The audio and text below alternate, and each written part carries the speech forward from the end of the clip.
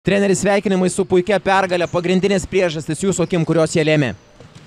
Manau, pagrindinis dalykas tai, kad kibi gynyba, agresyvesnė gynyba ir, manau, atkovoti kamuoliai, gera gynyba ir tai lėmė visą. Po klaidų pelnėt daugiau kaip dvigubai taškų už varžovės, taip pat ypatingai ir po savo netaiklių metimų antraisiais šansais irgi. Kiek ta kova buvo akcentuota po lenta ir ar taip tiesiog gavosi pačiam žaidėjam? Tai pagrindinis dalykas yra, kad ne visada gaunasi iš derinių, iš kažkokių situacijų, bet pagrindinis dalykas tai, kad reikia kovoti ir ieškoti progų, iš kur galima susikurti. Tai pirmas dalykas - gera gynyba, stengtis perimti kamuolių, privers priešininkės klyst, aišku, užatakuoti ir kovoti kamuolius. Tai šiandieną, kai tik prieš rungtynes su merginom apie tai kalbėjom, galbūt tai ir padėjo įkvėpti jas. Po tokią didelę persvarą laimėtų rungtynių, ką reikės pasakyti Rūbiniai, kad išlaikyti tą dar, sakykime, kovingo lygio psichologiją, kad žaidėjas per daug emociškai neperdiktų?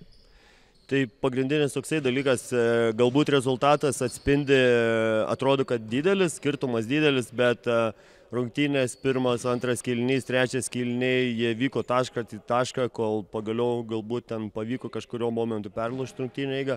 Tai vėlgi nuvykus į svečius, į išvyką, tai bus istorija 0-0 ir niekas nežiūrės ir tikrai nemanau, kad Aistis atiduos lengvai rungtynės. Tai vėlgi reikės kautis, kovoti ir tik gera gynyba, geras kovingumas, manau, yra pergalės raktas. Malia, perfect win for your team. Your impressions about this game?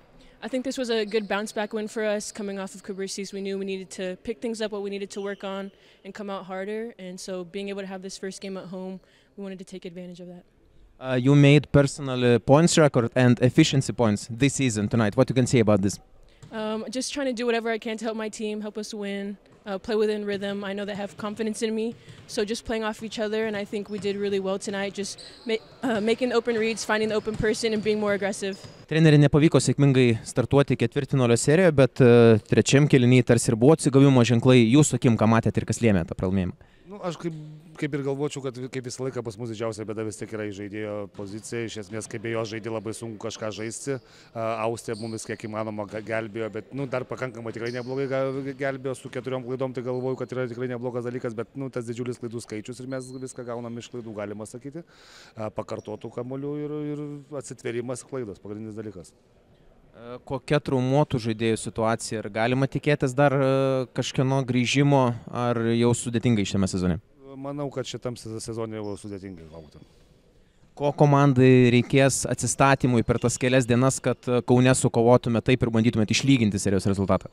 Esmė tame, kad turi mažą labai rotaciją ir to atsigavimo reikės, bet pats esminis vis tiek kaip bebūtų dalykas, tai tas noras. O kartais, kai parodo norą, tai atrodo visai neblogai atrodom, kaip be noro 46 taškai per 2 kėlinius yra labai daug, mano akim. Gedvilė, nepavyko šiandien sėkmingiau pasipriešinti Šiaulietams. Tavo akim, ko pritrūko? Matot, mūsų gretas vis mažėja sezono pabaigoje, tai ir jėgų trūksta, ir nuovargis, ir rotacija maža, tai tikrai sunku mums dabar pabaigoje sezono. Manau, to ir pritrūko, gal žaidėjų, gal jėgų, nežinau. Pati buvai šiandien savo komandos lyderė, ar treneris akcentavo tos iniciatyvos imtis, ar tiesiog jautei, kad turi tą daryti, nes kitos komandos draugės dar jaunesnės? Aš manau, kad taip gavosi, nes visas mus didelės akcentavo, kad jeigu turim mečą eiti žaisti, tai ne vien, kad aš visos didelės buvom tam akiratį tokiam, tai kaip gavosi, taip gavosi, stengiamės visada. Kaip manai svarbiausi aspektai, kuriuos reikės pagerinti iki atsakomųjų rungtynių?